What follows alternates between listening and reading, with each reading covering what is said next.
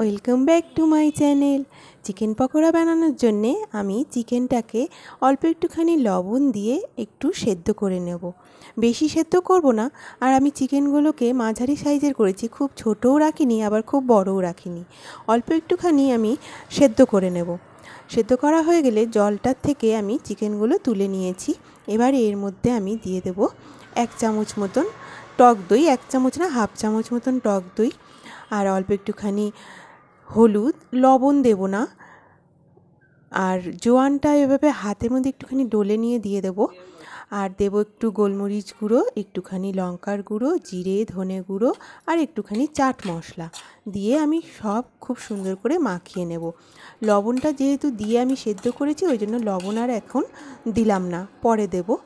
এবার আমি এখানে অল্প একটুখানি লেবু, পাতিলেবুর রস চেপে দিয়ে ভালো করে আবারও মাখিয়ে নিয়ে আমি এটাকে প্রায় 1 ঘন্টার জন্যে বা আধ ঘন্টার জন্য ঢেকে রেখে দেব।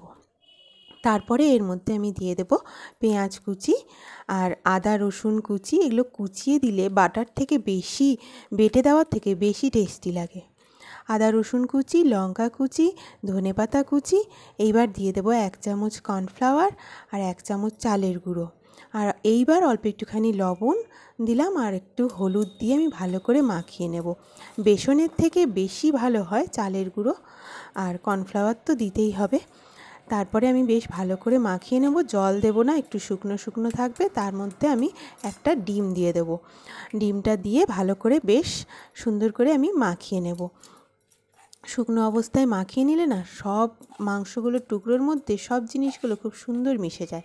আর তারপরে ডিমটা দিলে বেশ ভালো একদম মাখা মাখা আঠালো একটা ব্যাটার তৈরি হয়ে গেল। দেখো, এবার আমি কড়াইয়ে সর্ষের তেল গরম করে নিয়েছি, খুব গরম করিনি, মিডিয়াম রেখেছি তেলটা।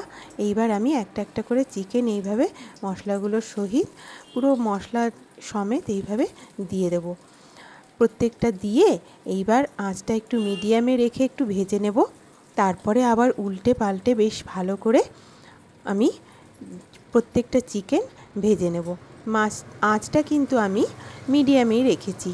হাই করলে কিন্তু ওপরটা পুড়ে পুড়ে যাবে আর ভেতরটা কাঁচা কাঁচা থেকে যাবে।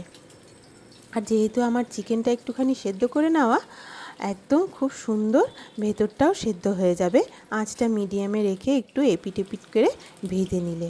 আর আমি ছোট ছোট করেই করেছি, তাহলে বেশ ভালো ক্রিস্পি হয় আর ভেতরটা একদম পুরো রসালো। এই দেখো, আমার কিন্তু চিকেনটা এভাবে ভাজা হয়ে গেছে। পাকোড়াটা খুব বেশি কালো করব না, আবার একদম হালকাও ভাজবো না, মিডিয়ামে ভেজে আমি এই দেখো তুলে নিয়েছি।